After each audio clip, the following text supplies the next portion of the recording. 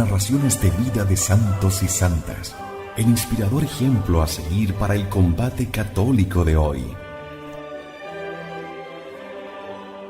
Le invitamos a conservar la doctrina católica y la verdad depositada por nuestro Señor Jesucristo.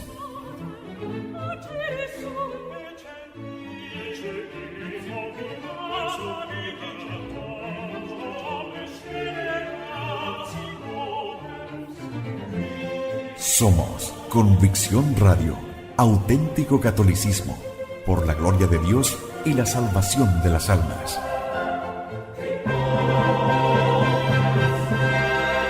Convicción Radio.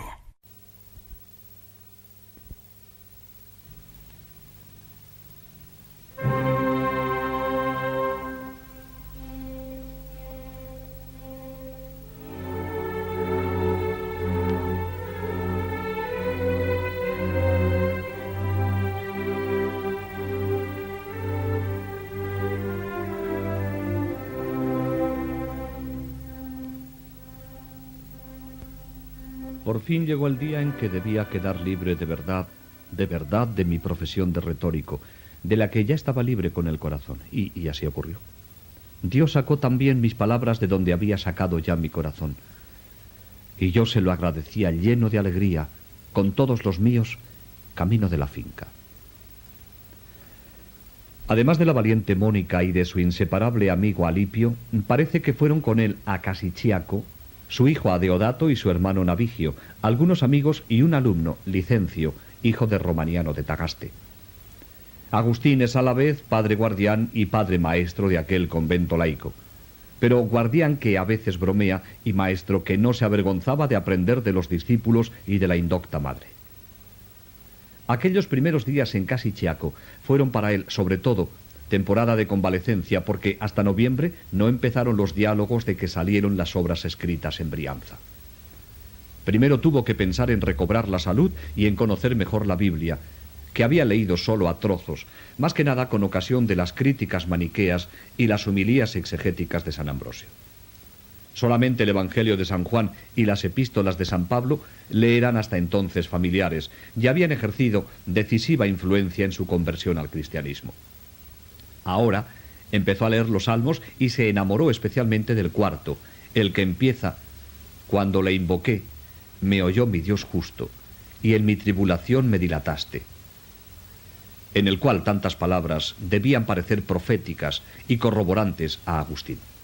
Estas, entre otras: está sobre nosotros la luz de tu faz, Señor, y diste alegría a mi corazón. En Casichiaco, Agustín es otro completamente. Ya no es el desazonado y afligido esclavo que sacude gimiendo los últimos eslabones de las cadenas, sino sereno maestro, consolado por la amistad, vigorizado por la sabiduría, iluminado por el acercamiento a Dios.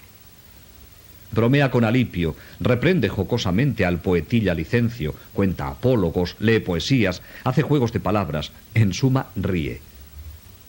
Este apaciguamiento, esta reposada alegría, son la prueba de que Agustín ha encontrado la verdad y que a la tempestad agitada ha seguido la victoria, es decir, el aplacamiento en Dios finalmente conquistado. También, en el cielo espiritual, la serenidad sucede a la borrasca. Agustín ha deseado siempre la verdad y ha descubierto también hace tiempo que la felicidad no se encuentra sino en la sabiduría, en la verdad. Ha llegado finalmente a conocer que esta sabiduría, es decir, la verdad, es Dios mismo, y que la posesión de Dios es, por tanto, la felicidad. Luego, después de una decisiva revolución de todo su ser, ha dejado todo lo que estorbaba la fruición de Dios y ha llegado a la felicidad que buscaba. ¿Por qué no manifestar con mesura su alegría? Agustín no es ya el petulante alocado de su primera juventud, ni siquiera el inquieto pasional de los últimos años. Posee ya la certeza, las fluctuaciones han acabado, hasta el martirio dentro de sí, consigo mismo. Qué extraño, pues, que el alma se explaye así, después de tan larga tensión, y se alegre después de tan duros afanes. Además, Agustín, en vez de estar en la ciudad poblada y ruidosa, está en la paz de la bella campiña, y en vez de estar obligado a las cotidianas fatigas del profesorado, es libre de pensar y de conversar a su modo. En vez de estar rodeado de gentes malignas o de personajes sujetos a él, vive con su madre, feliz de verle tornado a Dios, con Adeodato, el hijo amadísimo que da pruebas continuas de precoz ingenio y de candidez de alma, con Alipio, que es el de más edad y de mayor confianza entre sus amigos, con jóvenes de espíritu vivo y curioso que se le enfrentan en las discusiones y le entusiasman con la natural alegría de la juventud. Vive, en una palabra, entre personas que le quieren de veras y a quienes él corresponde. Todas estas condiciones reunidas de alegría, sin olvidar la principal, que es el haber hallado a Dios, bastan y sobran para justificar la atmósfera que se respira en los diálogos de Casichiaco. Y si Agustín durante el día chanceaba o razonaba acerca de filosofía académica y platónica, pasaba luego una parte de la noche en vela dialogando consigo mismo y conversando con Dios. Y de estas vigilias solitarias, tal vez turbadas por lágrimas, han salido los soliloquios, donde se lee casi al principio aquella larga y apasionada elevación al Señor, letanía vibrante de amor en que la sustancia profunda de la fe ha tomado la alada veste de volador cántico triunfal. Estuvo en la finca de Veremundo 4 meses enteros, y de estos 4 meses ni siquiera uno completo fue empleado para terminar el contra académicos, el de Vita Beata y el de Ordine. Agustín está convertido, y convertido realmente, y si todavía se sirve hasta que haya adquirido mayor familiaridad con la Biblia y con la literatura eclesiástica del lenguaje neoplatónico. Ello no quiere decir que haya hecho alto en el neoplatonismo. Tiene necesidad de limpiar la mente de los residuos pasados. Ha sido maniqueo, escéptico y neoplatónico. En las obras escritas en Casichiaco, se deshace de los restos filosóficos con medios filosóficos. Como la semilla al hacerse planta rompe la vaina, lo mismo la semilla de la fe cristiana, ya germinante en Agustín, está rompiendo la cáscara filosófica para dar vida al majestuoso árbol de su futura teología. Dentro de poco, el solitario principiante no tendrá ya necesidad del lenguaje prestado para comunicar sus pensamientos cristianos. Y ya en De Ordine y en los soliloquios, habla el enamorado de Dios al lado del filósofo. El cristianismo, entre otros beneficios, ha despertado la fecundidad en Agustín. A los 32 años había compuesto tan solo un libro, el De Pulcro et Apto, y del 380 al 386 no había vuelto a escribir, que se sepa, ni siquiera una página. Ahora, en muy breve tiempo, escribe una después de otra 4 obras que forman en total 8 libros. El retiro de Casichiaco no ha sido inútil. Agustín vuelve a Milán más seguro de sí y de su fe, más aguerrido contra las tentaciones y los errores, y puede someterse al bautismo que desde niño ha deseado, pero que ahora, solamente después de haberse hecho digno de él, plenamente comprende.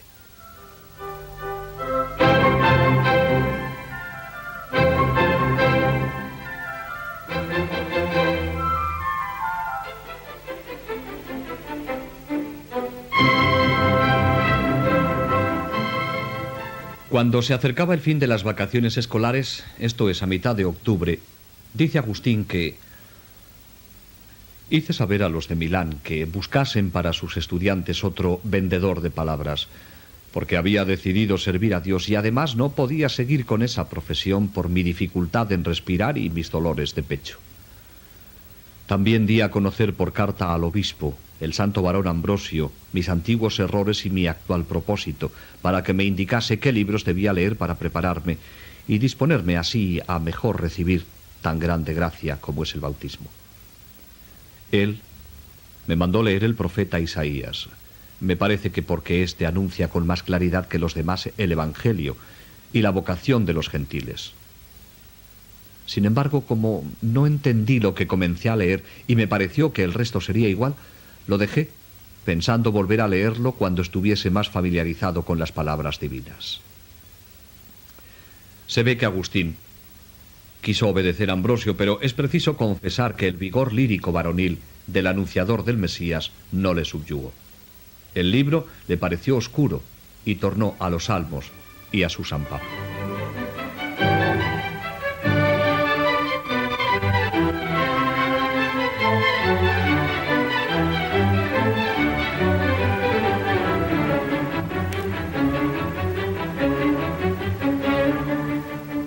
Los ermitaños de Casichiaco debieron volver a Milán en los primeros días de marzo, porque los elegidos o capaces, es decir, los que deseaban recibir el bautismo, debían alistarse a principios de Cuaresma, y el miércoles de ceniza fue el 10 de marzo, el año 387. Alipio también quiso bautizarse conmigo, vestido ya, por así decir, con la humildad adecuada para recibir este sacramento, y tan mortificado y dueño de su cuerpo que se atrevió a ir hasta Milán descalzo por el suelo helado de Italia. Unimos a nosotros a mi hijo, a Deodato, nacido de mi pecado, aunque Dios se había volcado con él. Tenía solo 15 años y su inteligencia superaba a gente mucho mayor y más sabia que él.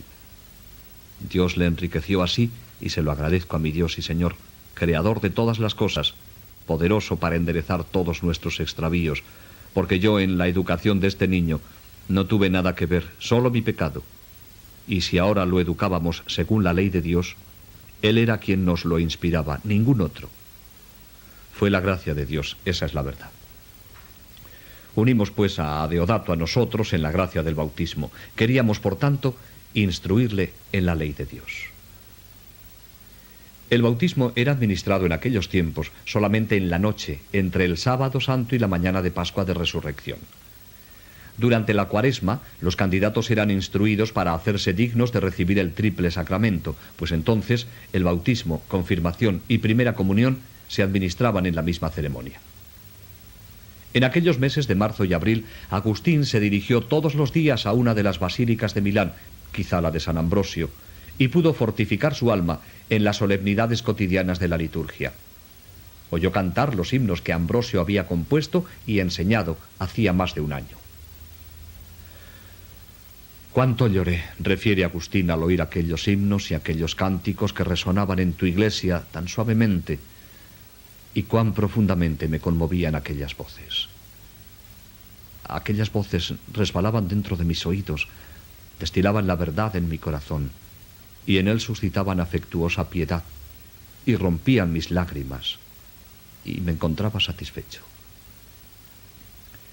Agustín, ahora poeta más profundo que cuando fabricaba versos para los certámenes de Cartago, y además elevado por la reciente fe a la amorosa inteligencia de los misterios que destellaban en los versos de Ambrosio, se preparaba a la nueva vida. Y quién sabe con qué convencida ternura cantaba al par que los humildes fieles las palabras de Dios creador de todo, cuyo último verso Mónica había recortado en Casichiaco. Y cuando el denso velo de las sombras nocturnas habrá oscurecido por completo el día, que nuestra fe desconozca las tinieblas y que la noche sea iluminada por el esplendor de la fe. No permitáis, Señor, que la mente duerma, sino solo el pecado, y que en las almas castas el refrigerio de la fe temple los cálidos vapores del sueño. Libres de toda impureza de pensamiento, sueñan contigo los escondrijos del corazón, y que ni el temor a las insidias tendidas por el enemigo turbe el plácido reposo de los hombres. Ninguna invocación podía ser más a propósito para Agustín. Pero los candidatos al bautismo no iban a la basílica tan solo para participar de las usuales funciones litúrgicas. Eran instruidos en las verdades fundamentales de la fe. Se les explicaba muchos pasajes del Evangelio, y el Padre Nuestro y el Credo eran ampliamente explicados.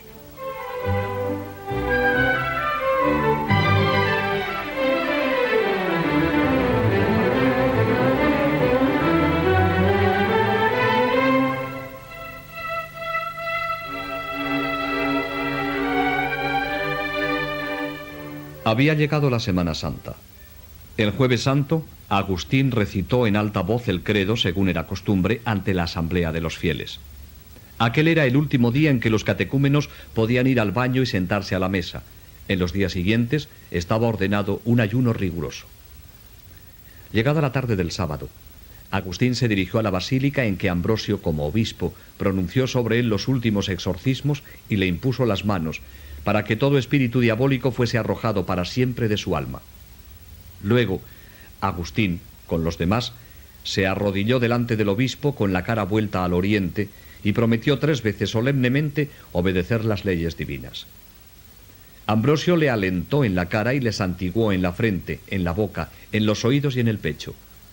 Después empezaron las vigilias pascuales, que consistían en la lectura de pasajes bíblicos seguidas de plegarias, entre otras el Salmo 41, muy propio dada la inminencia del bautismo, el que empieza: como el ciervo desea las fuentes de las aguas, así te desea, oh Dios, mi alma.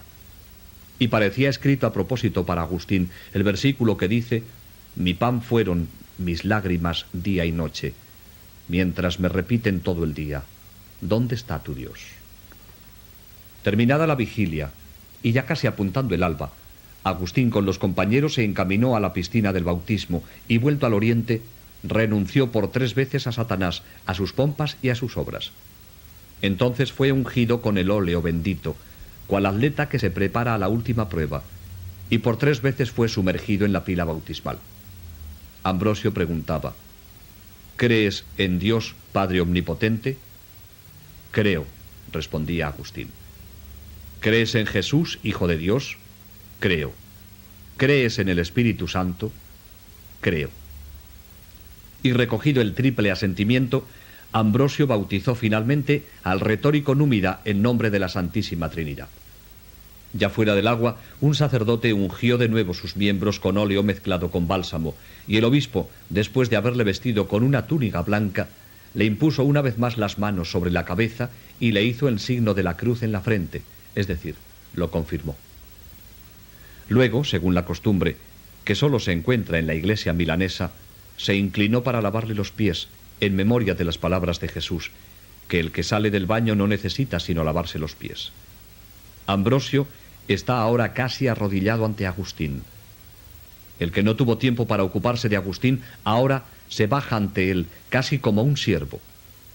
El prelado, que trata de igual a igual a los emperadores, enjuga los pies del que será eternamente su compañero en los altares de la iglesia, en la memoria de los hombres, en el fulgor del paraíso.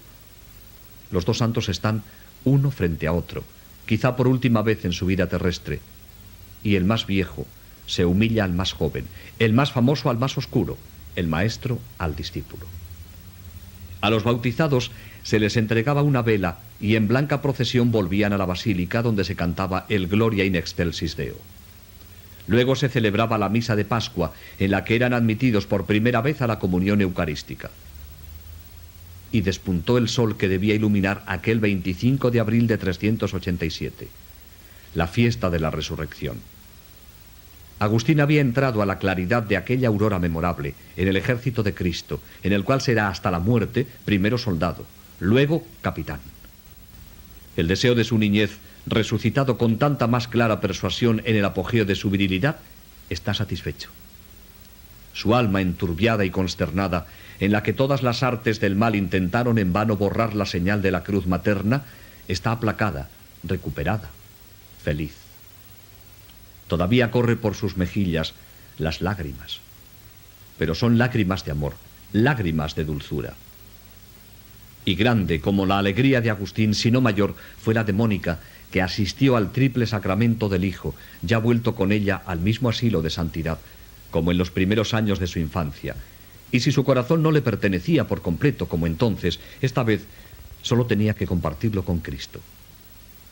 Juntamente con Agustín, recibieron el bautismo el hijo de su pecado, Adeodato, y su amigo Alipio.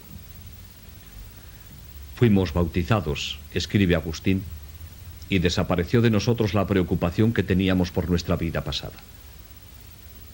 Los bautizados vistieron durante la octava de Pascua la blanca túnica que el obispo les había puesto, y todos los días volvieron a la basílica, donde asistían a los oficios de la mañana y de la tarde, y recibían más extensa iniciación en el sentido de los misterios de que habían participado por primera vez.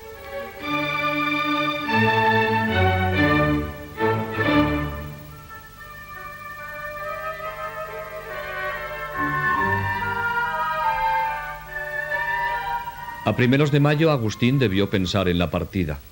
No había razón alguna para quedarse en Milán. Habiendo renunciado a su cátedra, era libre de volver a la patria. Africano de nacimiento, quería vivir en adelante en África y para los africanos. Pensaba ya fundar en Tagaste un monasterio que no fuese como el de Casichiaco, mitad filosófico, mitad religioso, sino completamente cristiano. Se unió a él En este propósito, Evodio, convertido bastante antes que Agustín, también de Tagaste, y en otro tiempo, gran personaje de la corte imperial. Con esta sencillez nos narra Agustín esta decisión. Dios, que hace vivir en una misma casa a los de un mismo corazón, asoció a nosotros también a Evodio, joven de nuestra ciudad. Trabajaba como agente de negocios del emperador. Se convirtió y se bautizó antes que nosotros, y dejó luego los negocios del mundo para ocuparse de los de Dios. Habíamos vivido juntos, y juntos pensábamos vivir en el amor de Dios. Buscábamos el modo más adecuado para servirle. Por eso volvimos juntos a África. Además, la paz pública estaba amenazada en Milán. El emperador Máximo iba a ponerse en camino para bajar a Italia, como hizo más tarde, a fin de arrojar de ella a Valentiniano II y a Justina. Inmediatamente después de Pascua, Ambrosio había marchado a Tréveris con el encargo y la esperanza de persuadir a Máximo a optar por la paz. Agustín no esperó su regreso, y juntamente con la madre, el hijo, el hermano, los primos, Evodio y Alibio, dejó para siempre la ciudad que había presenciado su desesperación y su regeneración, y se dirigió a Ostia.